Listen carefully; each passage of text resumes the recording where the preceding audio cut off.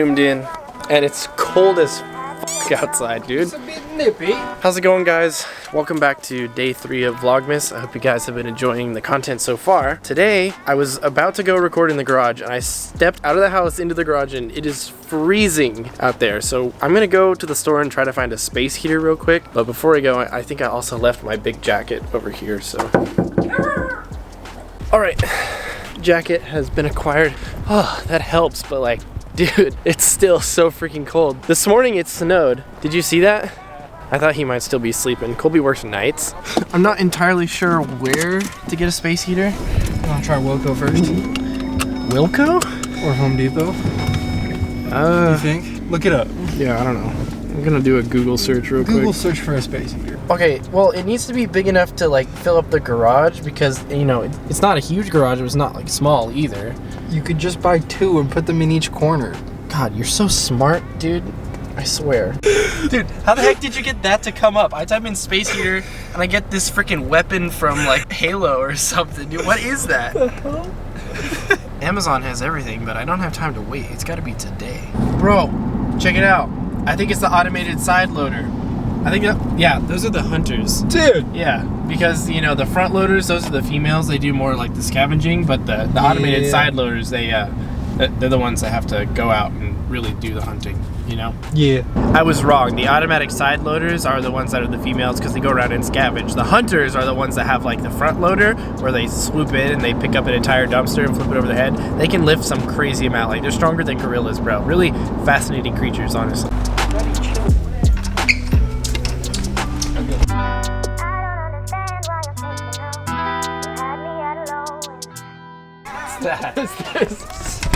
Okay, so there's all these like huge nice heaters, and then this is the one that this showed on. This is a little guy.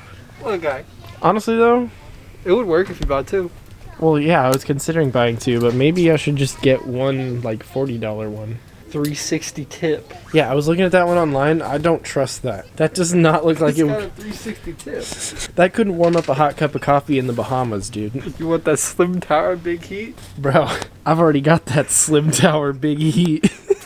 So the specification on this one said it could heat up 300 to 500 square feet. I kind of don't, I don't believe that. I guess with 2 of them, I don't know, what do you think? Should I just get 2? I think that's probably the best bet, because all the other ones, 2 of them will probably work better. You have 2 sources of heat Instead of it's just like, I could buy like a $44 one. one. Yeah, it's probably like 40% as good as 2 of those. Well, hold on, let's look at the wattage.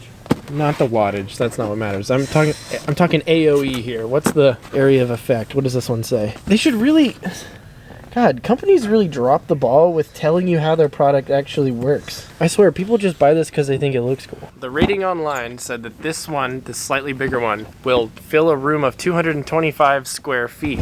Whereas these ones, they claim that they'll heat up a space 300 to 500 square feet. I'm gonna call BS on that. I could be wrong, but let's just say these are really bad. So let's give the more expensive one the benefit of the doubt. Say it actually does do 225 square feet. And this one, let's say that one of these does 150 because I call BS. So if that were the case, 2 of those small heaters would cost me $50, and it would be 150 times 2 because I have 2 of them. So 300 square feet divided by $50, that is 6 square feet per dollar that I'm spending on a heater. Whereas this slightly bigger one is $44. Granted, I'm only buying the one, so it would be, and it claims it can do 225 square feet. So 225 divided by 44 is only 5.1 square feet per dollar that I spent on the heater. So we're going with the 2 smaller ones, yes. And I'm willing to spend $6 more. So problem solved. And maybe they will be better, but I'm just not convinced that these little doodads are gonna heat up. No way this does 300 square feet. It's like, I think it does. no, I don't think so. In an enclosed space? You believe in it? You think it's... In an enclosed space, yeah. Okay, but if I open the door for 1 second, all of the heat... all the heat's gone. Maybe they'll serve me well. I hope so.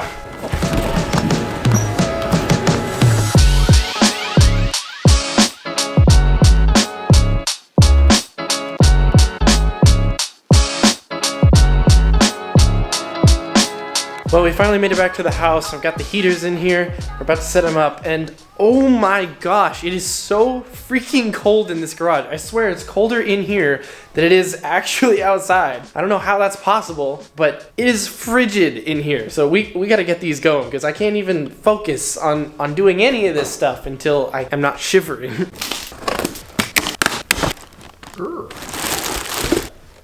500 square feet, my ass. There ain't no way. Max temp.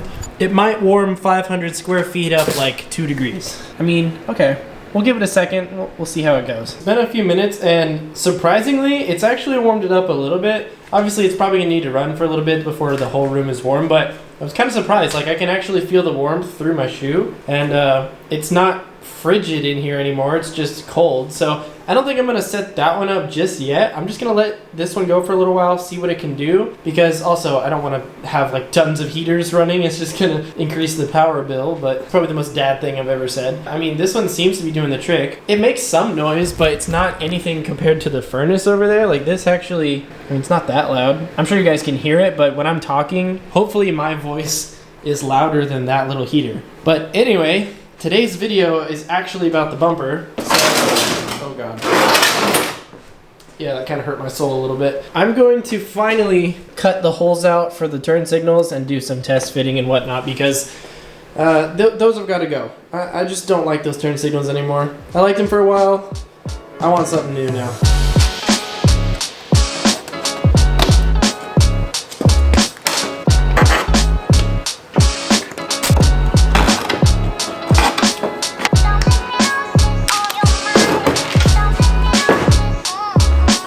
I can't believe I'm saying this, but I'm like kind of starting to sweat. Ain't no way that that little thing is causing me to sweat in the garage right now. I mean, maybe so. Maybe it's just this all-powerful, tiny, efficient heater, but I don't know. I'm not convinced still. So anyway, we've reached the point where I'm finally gonna cut these out. I've been wanting to cut them out for like a year now, and I guess at this point I'm just going to take the Dremel to it. It might be kind of hard to get a precise cut in there, but if I damage it I can always repair it with the fiberglass and whatnot. So let's get to it.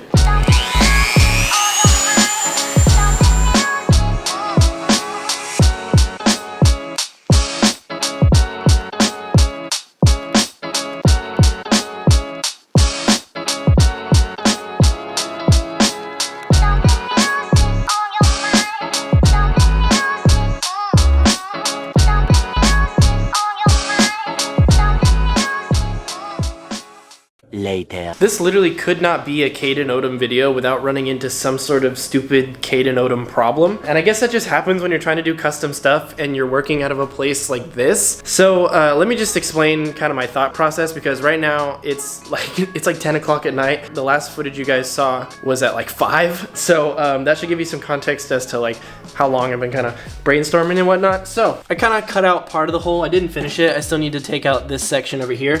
But I started sizing up the light, and I also wasn't sure like which part of this was the actual turn signal and which part was the running light. There was a bunch of weird stuff that was out of context, and since I haven't been able to light this up yet to see where the lights are, I'm kind of flying blind, I guess. What's the flying blind? Driving blind? What's the expression? Going in blindfolded. So anyway, this is gonna go right about here. I looked at some pictures of this light and I kind of figured out where the turn signal and the running light are. So it's kind of gonna sit right above this. I was thinking that maybe I could set it on like this little shelf that's kind of already under here, but I think I'm actually gonna like prop it up. So that leads me to my next idea, which was like I needed to fabricate some sort of brackets, which we're gonna get into in an upcoming video, not in this video, so I don't want to spoil too much. In fact, I'm probably gonna do it tomorrow if I can. But basically, I went to the machine shop and I was like looking for scrap that I could use to fabricate brackets and things like that. I talked to the professor and he was like, you need to bring in your own materials, but I don't even know where I could buy the aluminum that I would need, because it's not just like a sheet. I need like a a cylinder. I've already said too much. I don't want to spoil anything because it's going to be pretty nuts. But I had some ideas. I think I found some scrap, even though the professor probably wouldn't be very happy about me taking it. I'm kind of at the point where I'm like, this is all funded by the university anyway, and I pay a lot of money to go to this university, so I'm going to take advantage where I can, especially because it's in the scrap pile. I hope this is kind of making sense, but basically, there's some work that needs to be done on this. I also still want to know exactly where the light is coming from, so that way I can figure out exactly how big the hole on the bumper needs to be. So tomorrow, I'm getting the LED wiring harness pieces that I needed so I can fabricate the new harness, because unfortunately I can't just use these plugs on here because they would plug into a stock harness. But because I butchered the stock harness, I'm going to have to fabricate something and modify the lights, of course, because nothing on this car can go unmodified. I can't have anything stock. All that to say, there's a lot coming up in the next episode of Vlogmas. I'm not sure if we're going to wire up the lights or possibly fabricate the brackets, or maybe just do it in one big long day. It also depends on if I'm allowed to bring the camera into the machine shop, because if I could record myself fabricating the thing that I'm going to fabricate, then that could be some cool content. But there's a pretty good chance that they're not going to let me record in there. So it might just be a total surprise to you guys, or somewhat of a surprise, but I guess I'll just have to save that for another video. If you like today's video, make sure you leave a like down below. Consider subscribing for more car content because I'm daily uploading until Christmas. So hope you guys are enjoying the content, and I'll see you guys in the next one. Peace out and dream big.